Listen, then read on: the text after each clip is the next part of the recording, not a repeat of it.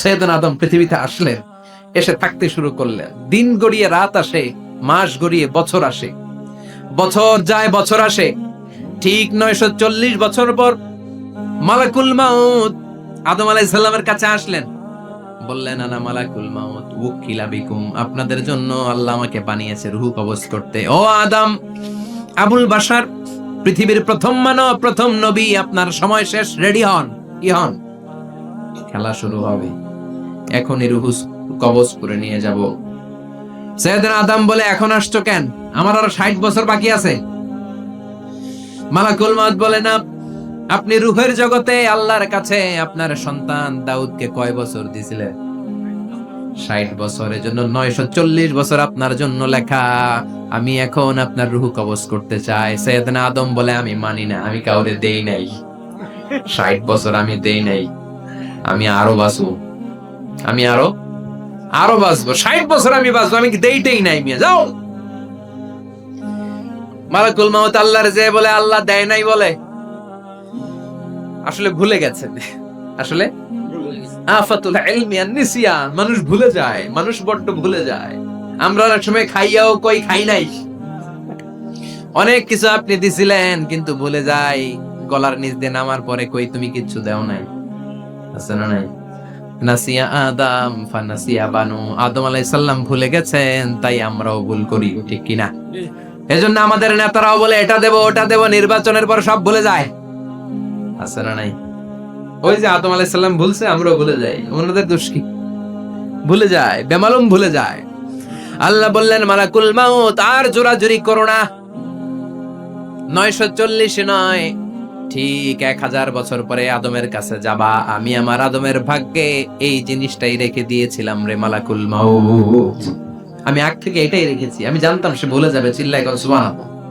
তার মানে পৃথিবীর সবচাইতে লম্বা মানুষ, 60 হাত লম্বা, এত শক্তিশালী আদম আলাইহিস সালাম শ্রীলঙ্কাতে প্রথম নেমেছিলেন। এক লাফ দিলে আধা মাইল চলে যেতেন। সুবহানাল্লাহ। কি লম্বা মানুষ! আদম আলাইহিস সালাম চলে গেলেন।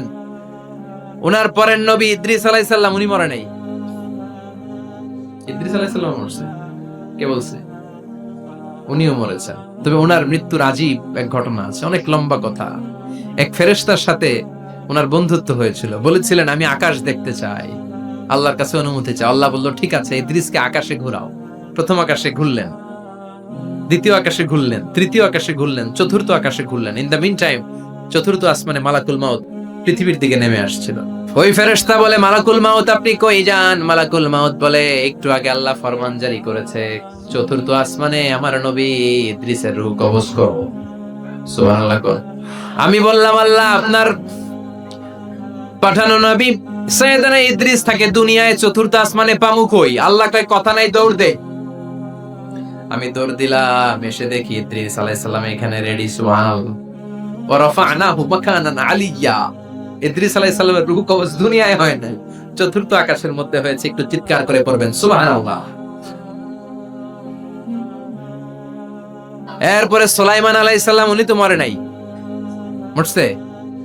উনি জিন চালাইতো, উনিও মরবে? শক্তিশালী একজন নবী ছিল। উনি মালাকুল মাউতকে বলেছিলেন, মালাকুল মাউত আমার মৃত্যুর সুয়াইয়া, সামান্য কিছু আগে আমারে বইলো, আমার একটা কাজ আছে। মালাকুল মাউত মৃত্যুর কিছু সময় আগে এসে বলল, সুলাইমান টাইম ইজ আপ, সময় শেষ, অল্প কিছু সময় বাকি, কি করবেন করেন। সৈয়দনা সুলাইমান জিনদেরকে ডাকলো, ও জিনেরা, বিশাল একটা প্রজেক্ট আছে, প্রজেক্টে কাজ শুরু করো। আর কিছু জিনকে বলল, চারদিকে গ্লাস ফিটিং করা একটা রুম বানাও। সৈয়দনা সুলাইমান আলাইহিস সালাম গ্লাস ফিটিং করা রুমের ভেতরে ঢুকলেন। এই রুমে ঢুকার দরজা নাই। হাতে একটা লাঠি নিলেন, কি নিলেন? লাঠির মধ্যে ভর করে দাঁড়িয়ে রইলেন আর জিনদের দিকে তাকিয়ে রইলেন। জিনেরা এত বদমাশ ছিল, সৈয়দনা সুলাইমান দাঁড়িয়ে না থাকলে কাজ করতো না। ছিল ফাঁকিবাজ। কি ছিল? দাঁড়ায় না থাকলে আজও লোকজন কাজ করতে চায় না, ঠিক কিনা? মালিক দাঁড়ায় থাকলে ঠিকই কাজ হয়ে যায়। সুলাইমান আলাইহিস সালাম লাঠির মধ্যে ভর দিয়ে দাঁড়িয়ে রইলেন আর বললেন, কাজ করো। জিনেরাও কাজ শুরু করলো। ওদিকে মালাকুল মাউত এসে বলে, ও সুলাইমান সময় তো শেষ। সুলাইমান বলে, সমস্যা নাই, রূহ কবজ করো। উনি লাঠির মধ্যে ভর দিয়ে দাঁড়িয়ে রইলেন। গ্লাস ফিটিং করা রুমের ভিতরে কোরআন সাক্ষী।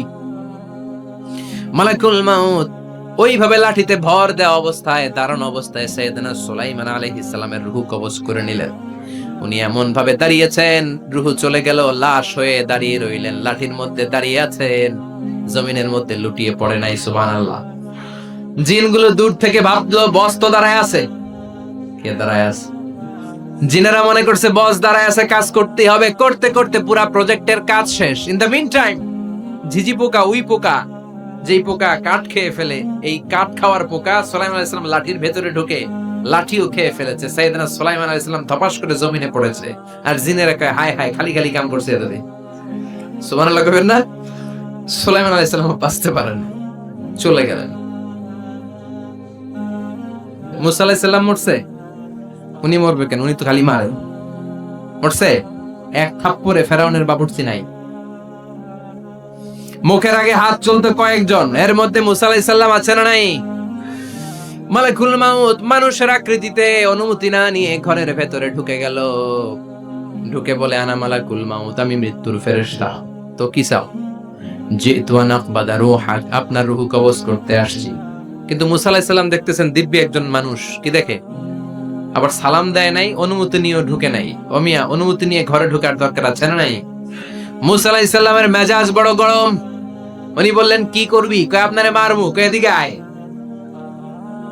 মালাকুল মাউত মনে মনে ভাবে এতদিন সব মানুষগুলো আমারে দেখলে দিত দৌড়, আজকে মনে হয় আমারে দিতে হবে দৌড়। এক পা গায়ে দুই পা পেছায় সাহস করে সামনে গেলেন। আবার মুসা আলাইহিস সালাম দিলেন এরকম থাপ্পড়। ফাসাক্কাহু ফাফাকু আইনা, বুখারীর বর্ণনা, এক থাপ্পড়ে চোখ নাই। ঠিকই মালাকুল মাউত দৌড়, এক দৌড়ে আল্লাহর কাছে। আল্লাহ বললেন রাখো, এটা মুসা আলাইহিস সালাম, তার মেজাজ বড্ড গরম, আমাকে কথা বলতে হবে। আল্লাহ বললেন মুসা, বুখারীর বর্ণনা, গরুর পিঠের উপর হাত রেখে দাও। রাখা হলো। তোমার হাতের নিচে গরুর যত পশম, প্রত্যেক পশমের বিনিময়ে এক এক বছর করে হায়াত বাড়িয়ে দিলাম। মুসা আলাইহিস সালাম অনেক চালাক নবী। উনি বললেন আল্লাহ, আমার হাতের নিচে যদি গরুর 2000 পশম থাকে, তার মানে 2000 বছর হায়াত বাড়িয়ে দিলেন, কিন্তু এক্সট্রা হায়াত যখন শেষ হয়ে যাবে এরপরে কি হবে?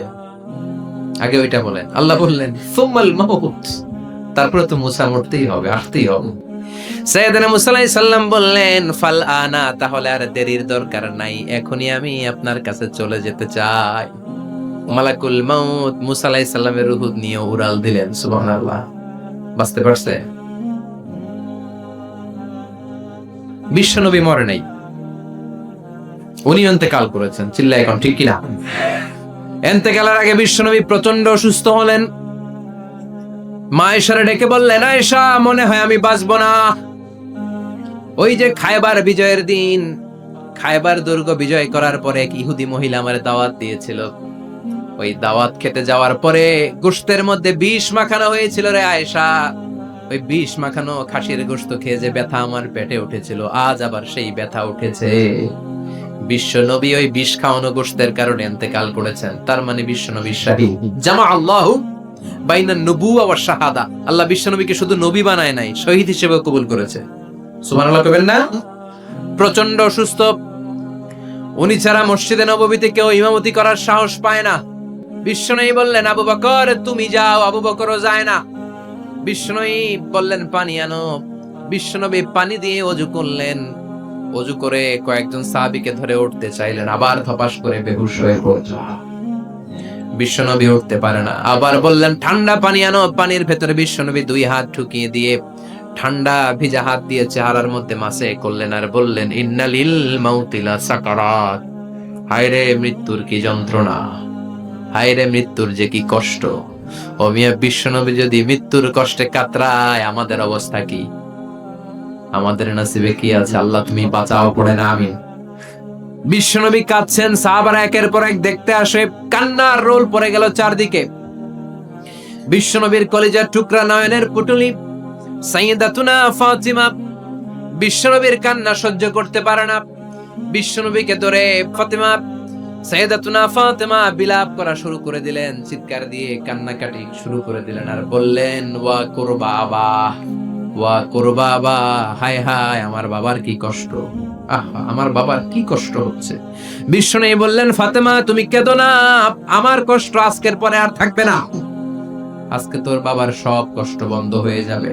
কি যেন কানে কানে বললেন, ফাতেমা আরো কেঁদে দিল। আবার কানে কানে কি যেন বললেন, ফাতেমা হেসে দিল।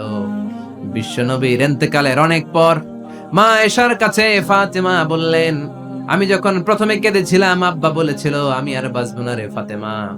আবার কানে কানে একটা কথা বলার পরে হেসেছিলাম, আব্বা বলেছিল আমার পরে আমার পরিবার বর্গের মধ্য থেকে সর্বপ্রথম তোমার সাথে আমার দেখা হয়ে যাবে রে ফাতেমা। অল্প কয়েক মাসের ব্যবধানে সাইয়েদাতুনা ফাতেমা উনিও ইন্তেকাল করলেন।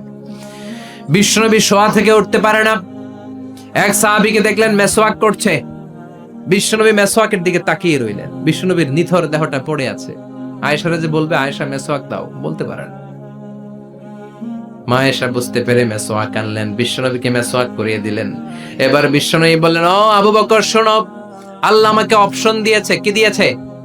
আল্লাহ বলেছে নবী আজীবন থাকতে চাইলে থাকেন, আর আসতে চাইলে চলে আসেন। আমি থাকতে না চেয়ে আল্লাহর কাছে চলে যাওয়ার ইচ্ছা করলাম। সাইয়েদনা আবু বকর কান্না জুড়ে দিলেন। বিশ্বনবী বললেন, আসসালাত আসসালাত, ও আমার উম্মতেরা নামাজ তরক করো না। ইন্তেকালের আগে বললেন নামাজ ছেড়ে দিও না।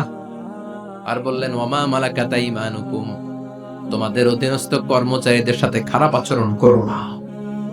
ঘাম শুকানোর আগে পয়সা দিয়ে দিও। আর হাত দুটো উঁচু করে বললেন, আল্লাহুম্মা ইলার রাফিকিল আ'লা, ও আল্লাহ আমি আপনার কাছে যেতে চাই। এই কথাটা বলে বিশ্বনবীর হাত দুইটা থপাস করে জমিনে পড়ে গেল। বিশ্বনবীও চলে গেলেন। থাকতে পেরেছে কেউ? চিল্লায় বলেন। এজন্য আমরা আল্লাহর কাছে ঈমানি মৃত্যু চাই। কি মৃত্যু? আমরা উত্তম মৃত্যু চাই। চিল্লায় বলেন কি মৃত্যু? এজন্য মরণের আগে ঈমান নিয়ে মরার দরকার আছে না নাই? নিয়মিত ইউটিউব ভিডিও দেখতে সাবস্ক্রাইব করুন। নতুন নতুন ভিডিও পেতে ঘন্টা বাটনটি চাপুন।